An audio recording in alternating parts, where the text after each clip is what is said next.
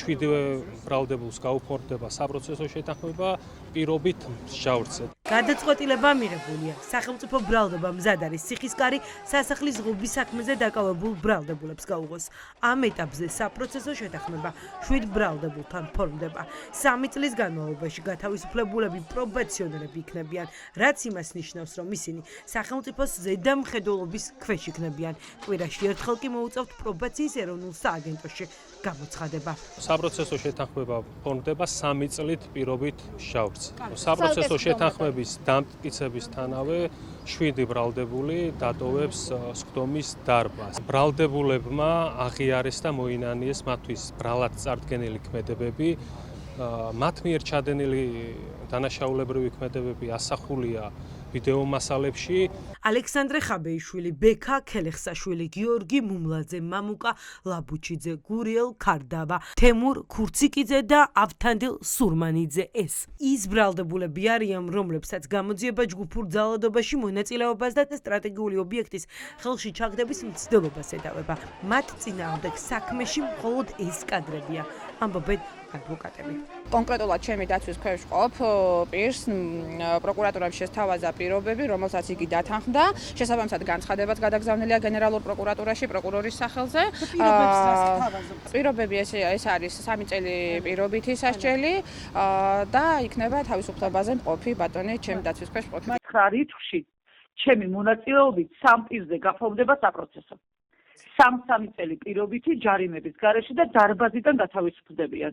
ჩემი დასაცავი პირი ავთანდილი რეალურად არის, რა თქმა უნდა, აქციაზე, მაგრამ ის არ იმყოფება არათუ სასახლის ტერიტორიაზე, ის არც კი უახლოვდება ღობეს, არანაირი მონაწილეობა არ აქვს მიღებული იმაში, რასაც ეგრეთ წოდებული ღობის საქმე ქვია. ეს არის შანსი ბრალდებულებისთვის თავი დააღწიონ უკანონო მსჯავრს. ამ შეფასებას აძლევენ ადვოკატები სახელმწიფო ბრალდების პოზიციას. მიაჩნიათ, რომ პროკურატურამ უკან დაიხია. თუ ცოტა ხნისით დაკავებულებს 1 წელს რეალურ სასჯელს თავაზობდნენ, ახლა პოზიცია შეცვალეს. ფიქრობ, უკან დახევა უკავშირდება იმას, რომ მორალურად იმდენად აბსურდულია ეს საქმე, რომ მოსამართლისთვისაც ალბათ ძალიან რთული იქნება განაჩენის გამოტანა, რომელიც მოუწევს, რომ იქნება გამომტყუნებელი განაჩენი, მაგაში დარწმუნებული ვარ უბრალოდ. გამომდინარე იქიდან, რომ ფაქტობრივად თუნდაც კონსტანტინე კოკაიას შემთხვევაში ადამიანი გადაადგილდება უბრალოდ პრეზიდენტის სასახლის მიმართულებით. შეუნიღბავად, ხელში ყოლა შეუიარაღებელი აბსოლუტურად, აქედან გამომდინარე მორალურად ალბათ მოსამართლეებისთვის ძალიან რთული იქნებოდა ამ შემთხვევაში ამ განაჩენის გამოტანა. შემოთავაზებული პირობები რაც იყო პროკურატურიდან, მე ვაპირებ, რომ გავიარო ჩემი დაცვის ქვეშ მყოფთან, ვახტანგ ფიცხელაურთან, მიუხედავად იმისა, რომ მას ჰქონდა დღემდე ის პოზიცია, რომ არ მიუმართავს საპროცესო შეთანხმებასთან დაკავშირებით. ის რომ საპროცესო შეთანხმების საფუძველზე გათავისუფლებულ პირთა რაოდენობა შეიძლება გაიზარდოს, ეს დღეს ჟურნალისტებს პროკურორმა დაგვიტა, თუ ამ ეტაპზე საქალაქო სასამართლოში სასახლის ღობის საქმის კიდევ 3 ეპიზოდზე მიმდინარეობს სასამართლო განხილვა. აღნიშნული საქმის ფარგლებშიც რამდენიმე ბრალდებულს უკვე მომართული აქვს სახელმწიფო ბრალდებისთვის, სადაც ითხოვენ საპროცესო შეთანხმების გაფორმებას.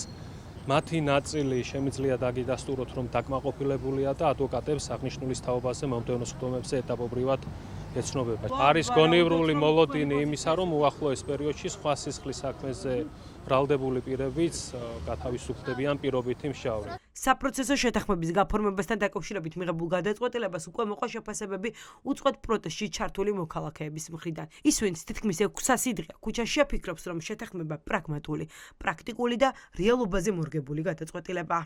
ყველამ ვიცით, რომ ეს ადამიანები არ არიან დამნაშავეები და ვერაფერს შემატებს, ვერც ეს ეგრეთ წოდებული აღიარება, ვერც ამ სახელმწიფოს პოზიცია, იმიტომ რომ მათ შეუძლიათ ერთი თვალის დახამხამებით, ერთი ხელმოწერით ყველანი გამოგვაცხადონ დამნაშავებად. მე ვფიქრობ, თუ ისინი დაუბრუნდებიან ახლა პროტესტს, თავიანთ ოჯახებს და იქნებიან თავისუფლები, ეს ერთევარი გამარჯვებაც არის. მე ამაში ვერავითარ პრობლემას ვერ ვხედავ, თუ პოლიტპატიმარი ჩვენი რომელიმე მიმართავს და წავა გარიგებაზე. პირიქით, რაც მეტად გამოვლენ და იქნებიან თავიანთ ოჯახებში, მით ნაკლები დარდი იქნება. სასახლის ღობის საქმეზე სულ 64 ადამიანია პასუხისგებაში მიცემული, მათგან 10 პირი უკვე მსჯავრდებულია, მათ შორის დიდი შეკრების ორგანიზატორები. სასამართლომ მათ 7 წლიანი პატიმრობა შეუფარდა.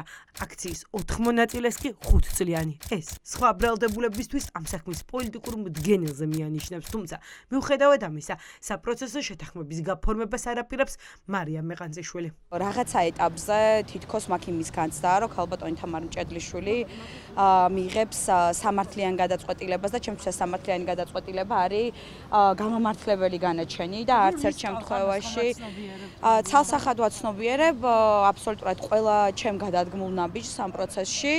ყველა ნაბიჯზე პასუხისმგებელი ვარ ყველა სიტყვასა და ქმედებაზე.